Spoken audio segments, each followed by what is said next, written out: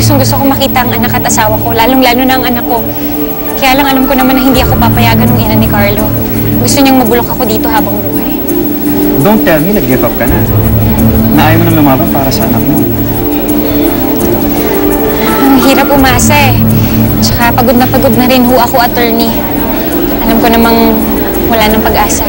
I understand. Siguro nga masakit yung mga nangyari sa'yo dito kaya naging ganyan. Pero pag-isipan mo itong maigay, Lisa. Pati yung calling card ko, at once nagbago isip mo, tawagan mo lang ako, ha? Alright? So, mauna na ako, Isa. Thank you for your time, and I'll hear from you, right? Sige po.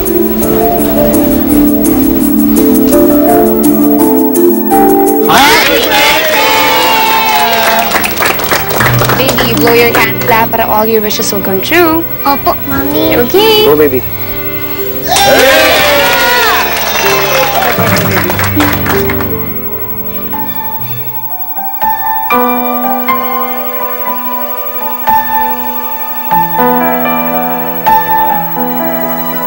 Happy birthday, anak. Ninya, ano ba ang birthday wish mo, Iha? Dalawa po, Lolo. Ah, talaga? Ang isa, alam na ni Daddy kung ano yun.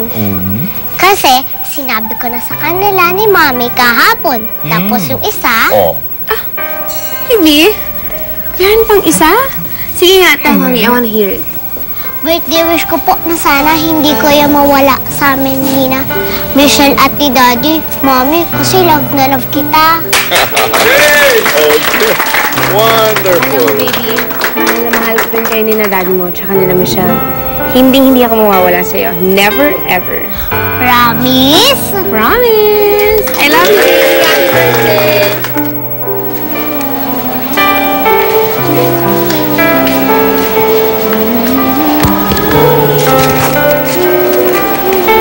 Sabi ko nga ba, kayo narinig ko kumakanta kanina eh. Birthday po kasi nung anak ko ngayon eh.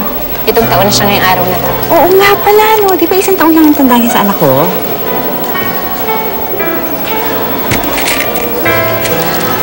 Lisa, bakit ba hindi ka magpatulong doon kay Attorney Luis?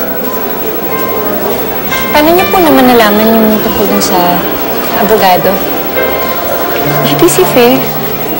Bakit mo ba tinanggihan? Alam ko naman wala na akong pag-asa eh. Tsaka alam ko na hindi papayag yung mga magulang sinasabi nilang pinatay kong lalaki. Ayoko na umasa. Lisa, pero ito ng pagkakataon na magkasama kayo ni Nina.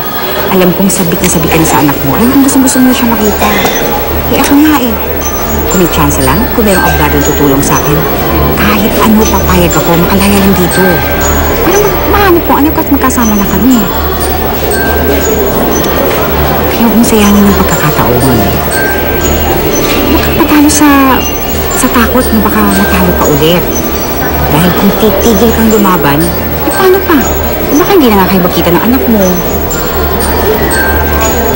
Yan ba talaga gusto mo?